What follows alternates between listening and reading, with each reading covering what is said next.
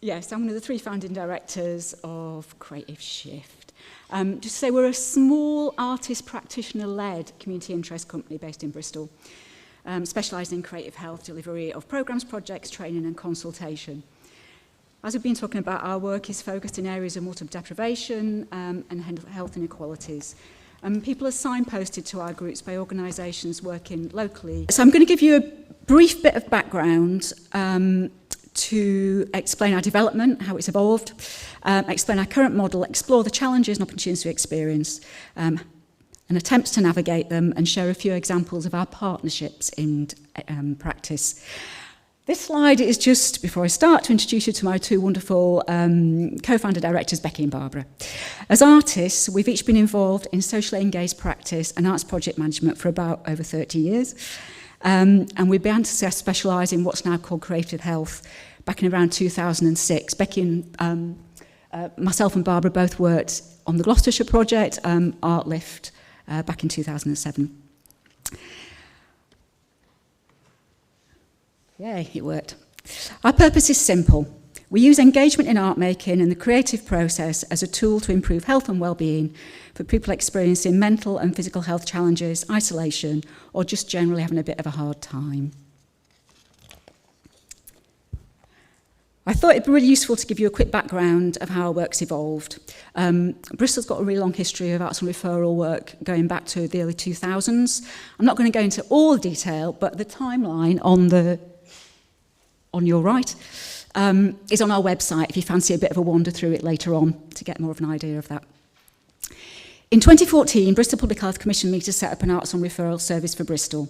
I invited Barbara to work with me and we established what we call the Wellbeing Arts Programme.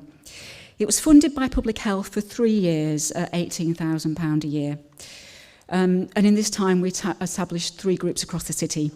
Becky already ran a group in the south, and so we incorporated that into our offer. A significant factor in the development of the format of our service in Bristol has been that it was an early adopter of social prescribing. And so we worked in partnership with them and located our groups in the community hubs where social prescribers were based. Today, the majority of our referrals come through our social prescribing partnerships. When our initial public health funding ended in 2007, we've since continued to provide an arts and referral service for the city through our own fundraising efforts and that of our partners. I'm going to talk a lot about the importance of partnership working to help sustain and underpin our work. As well as social prescribing, our local authority arts and events team has been a really important partner in our development. They've consistently supported and encouraged our development. And sometimes that the form of that has been financial, but just as importantly, it's been through encouragement, expertise and validation of us as a practitioner-led organisation. Over that time, we've developed the Bristol Creative Health Pathway, which coordinates partners across health, social prescribing and culture to provide a rich menu of high-quality creative interventions to improve people's health. Okay, our model is based on experience of what works on the ground in practice. These graphics are an attempt to demonstrate that model. Today we provide 10 weekly in-person groups across the city, 2 weekly online groups, as well as bespoke creative health interventions and exhibitions. A little bit about the process. Once referrals come in, everyone referred to us is contacted by the artist leading the locality-based core group and invited along.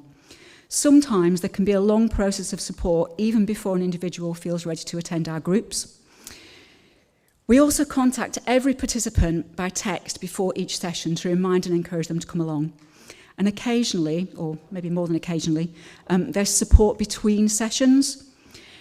This is an area of our work which hasn't been evaluated, but we know that contact around the sessions has a real impact and it's something we would like to look into more. Participants attend a weekly 2-hour group session for up to 3 terms, and each of our terms is 6 weeks long. During this time, we act in a bit of a signposting capacity as well, so we link them in with other groups, activities and support. And we also prepare them for what they might want to go on to next. So we know it can be harmful to provide something short-term for people.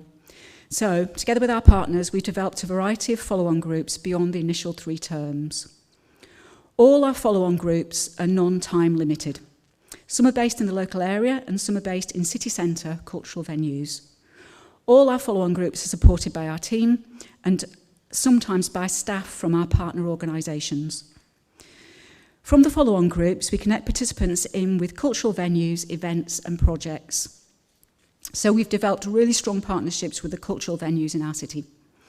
Most now have a community engagement remit, partly initiated by the Arts Council and the way they fund, and are keen to reach new audiences with marginalised communities. We're able to connect them to these new audiences, and our participants trust us to provide a positive experience when they go there. Often our cultural partners design specific engagements such as workshops or curated tours just for our participants. They're made to feel welcome and valued. We also manage some of our own one-off creative projects that bring people together from all our groups across the city to work together on collaborative artworks or city centre exhibitions. What that is it varies. Through the pathway, participants are supported to engage independently with the cultural life of the city. Many have gone on to exhibit, develop their own creative practice, regularly visit museums and galleries and cultural events and take family and friends. And it's coming back to something somebody said about our cultural venues are being seen as centres of well-being and places to go to support your ongoing health and well-being. Oh, better move. Gemma was keen for me to talk about some challenges and opportunities. I'm not going to go through all those, but just to say that our model has evolved in response to need, the systems and the partners we work with, and the funding opportunities that come along. This is just a list of some of the key things our model of working throws up for us. As for everyone in the sector, funding is a constant issue. We survive by keeping our costs low. Everyone works for our organisation on a freelance basis, including myself. We have no salaried staff or premises. Our funding comes from a variety of grants which we apply for and from commissions by our partners who also find some of the funding for us and commissioners. Because ourselves and all our partners see the value of the work, we see it as a joint mission to secure the funding. For a small organisation like ours, this shared approach is hugely helpful. One advantage of being a small CIC is we're able to respond and adapt easily and quickly to need and opportunities, but that also brings challenges in terms of capacity. Until about 3 years ago, myself, Becky and Barbara were doing pretty much everything. As the breadth and amount of work has grown, this has become impossible to sustain. So we've gathered an amazing team of 10 freelance artists who we trust to deliver creative health practice, quality creative health practice. It's a particular practice. We do a lot of work to ensure they understand their role and are supported. We now have the fabulous Laura, who's around for 2 days a week and helps manage our admin, operations, website, and generally saves us from drowning under the workload. Securing funding for these core costs is difficult. We currently only have funds to pay for Laura until April, and I don't have a solution for that. I may have mentioned that partnerships are important to our work. We have to manage relationships with health partners, venues, referrers, participants, community organisations, funders, local authority, arts and cultural centres and other creative health organisations locally and nationally. It takes a lot of time to foster and maintain these relationships, which needs to be recognised and valued as an essential part of this work. We've tried to structure this within what we do. So, for example, we have an area lead from amongst our artist team in each geographical location.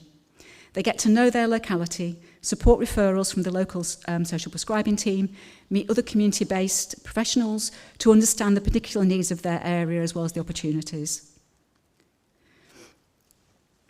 In 2001, we had the opportunity to scale up our model and also scale it out. So we were lead partner on a National Academy for Social Prescribing funded project called Thriving Communities Bristol. This brought together some of our existing partners, but also new partners working in arts and culture and nature and physical activity and social prescribing. The project built on our pathway model, but partners were brought together to trial, develop and test a range of bespoke arts-based programmes targeting specific groups and featuring movement, nature and play as their key components. These are just some of the headline figures from our evaluation. Out of this work has grown a larger group of working organisations working together to secure the online referral activities that improve people's health. Here we are looking rather pleased with ourselves just before Christmas, having bagged a meeting with Thang Debonair.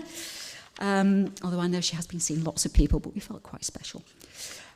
We did propose to her a national creative health social prescribing pilot, similar to the to the preventing and tackling mental ill health through green social prescribing, which happened, which was a cross-governmental project which ran from 2020 to 2023, and there was a 5.77 million budget for that, which was centrally funded. Don't know if she's going to run with that, but we're waiting to see. As Creative Shift's role as an anchor organisation for creative health in the city has grown, it's become essential for us to have capacity to keep track of and contribute to local and national developments within creative health and more. Not least the opportunities for sustainable funding, and particularly looking at health funding that's coming down. Over the last few years, I've started doing more and more of this work, and from last September, we've been able to create an in-house role that's enabled me to focus more on strategic work. I'm no longer delivering. A lot of my time is spent trying to follow and contribute to the conversations happening locally around the NHS proactive care agenda. The BNSSG ICS, and I'm now getting really good at acronyms, so it's basically our regional area, has recognised the expertise, and you were talking about that, the expertise of the voluntary sector and the role it could play in supporting the region's health. There's currently a massive amount of work happening between health and the voluntary sector to design the systems which will manage the funding and logistics for this partnership working to happen. Again, our partnerships are enabling me to play an active part in this. So Lisa and Steve, who you can see in this slide, are leads within physical activity social prescribing and green social prescribing. Between them, they're involved in most of the conversations that are going on around the VSA Alliance, the ICBs. The three of us are now working together to ensure creative health plays a key part in this. Regular communication between the three of us means we don't all have to be at every meeting or read every set of minutes, or in my case, even understand everything that's going on.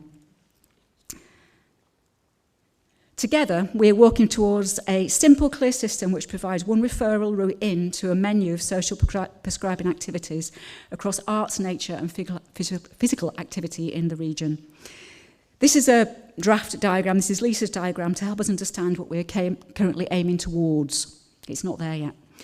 We're about to trial this system within South Gloucestershire, working with their ICB, the Integrated Care Board.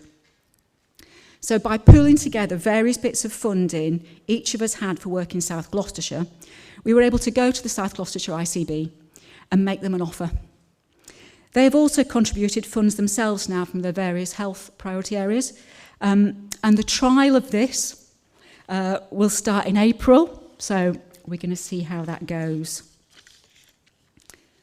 Another recent example of scaling up is the Culture West of England Combined Authority Regional Partnership Project. We're going to be leading on a Skills for Cultural Social Prescribing programme. This is going to provide an opportunity to support other artists who want to get into the cultural health sector, and I know there's a lot of need around training for this particular practice. These are all really exciting developments that have come about through partnerships. Oh, it's gone a bit wonky, but anyway. I just wanted to finish on a reminder of the really important stuff, which is why we do this. This slide is part of the evaluation of the Thriving Communities project, which was by a long-term academic partner, Dr. Nicola Holt at the University of West of England. It's a reminder that we do all this behind-the-scenes stuff because we want to maintain this simple, effective, magical intervention that changes people's lives for the better.